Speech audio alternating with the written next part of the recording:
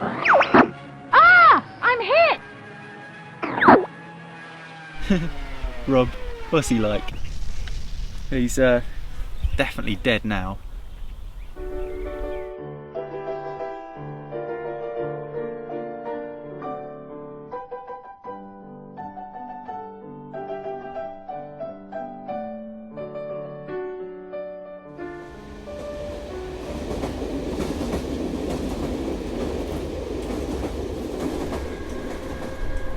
Well, trains have such a rich history, entwined with industrial revolution and the making of nations. They've been described as the backbone of many countries, playing a part in commercial haulage, warfare, and helping to make the world just a little smaller. So it's no wonder that locomotion has caught imaginations and inspired the art of people like Jules Verne, Cecil B. DeMille, Danny Boyle, and arguably some of the best game designers, such as Sid Meier's and Chris Sawyer, creators of the Railroads and Transport Tycoon franchises respectively. Railroads and Transport Tycoon have been a couple of my favourite games for a long time now, with Transport Tycoon getting a second wind in the form of an open source project known as Open Transport Tycoon Deluxe. The games plonk the player into the chair of a megalomaniacal train baron, building railways, choosing what goods to transport, and selecting the best trains to get from A to B. The challenge comes in the form of fierce rivals, attempting to outperform you, occasionally sabotaging you, and ultimately trying to buy you out of business. The similarities between the two games are too numerous not to notice, so I thought I'd break it down and try and discern which is the better of the two. There are even similarities in the minutiae of ordering your trains around. Of course, the interface for Railroads is a little more flashy, being the more modern of the two, released in 2006, but I'll get into that later. Let's start with those similarities. Both involve trains and the ability to transport 4 different types of cargo. You've got your raw materials, you've got your refined goods, and of course the finished product. Oh, not to mention mail and passenger services. Don't mind if I do. Rob, you're alive! Of course I'm alive. Well, where have you been? Work. There's the ability to purchase new industries, help small towns become sprawling metropolises, terraforming tools, track layout options. What I'm trying to get at is they both play out in a very similar fashion, but it's the differences that morph these games into unique experiences. So let's plough on with those differences. Planning your rails and watching your humble beginnings become a vast trade network is one of gaming's true cathartic experiences. It's nice to get that catharsis from building something up rather than destroying it, which is the case with most games. Railroads runs on the Civilization 4 engine, so it has very nice visual representations of its tracks, with natural curves adding some challenge to your routing, as you can't have unrealistic sharp bends or go through your competitors' tracks. The train drivers themselves aren't particularly smart though, as you get some terrible routing problems if you try to stick more than one train on the same track.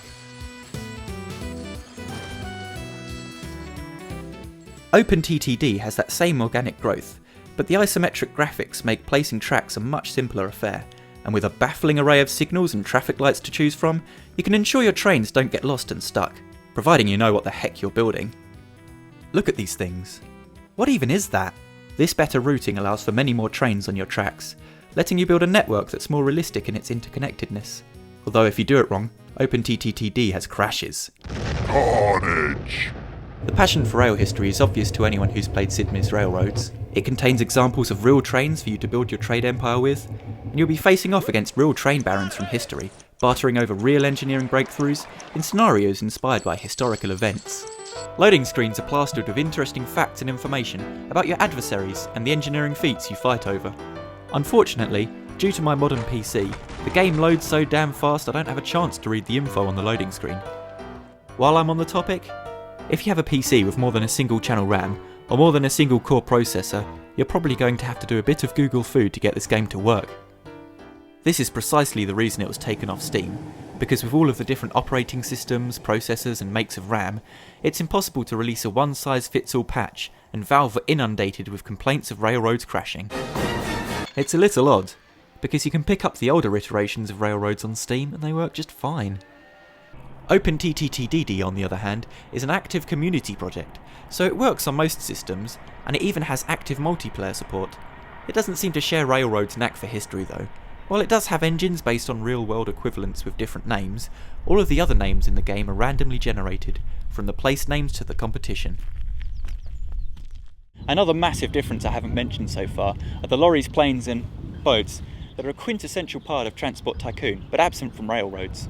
Another nice feature is the ability to actually interact with the towns, to see their exact population, what they think of you, and fun projects, such as advertising campaigns and solid gold statues of your fine self. If you want some competition to play against, you'll have to download them from the internet, and the open source nature means you have plenty of AI schemes to choose from.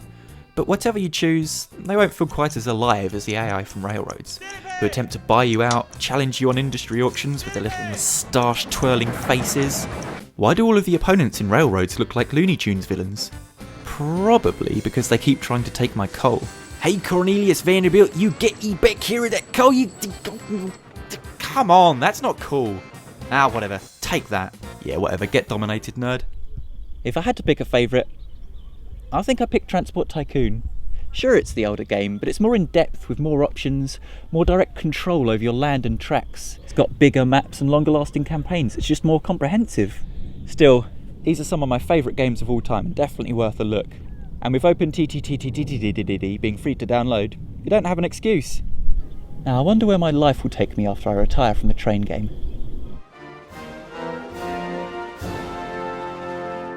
President of the United States! That's one heck of a career move. Yes, sir, Mr. President. Let's get this railroad finished.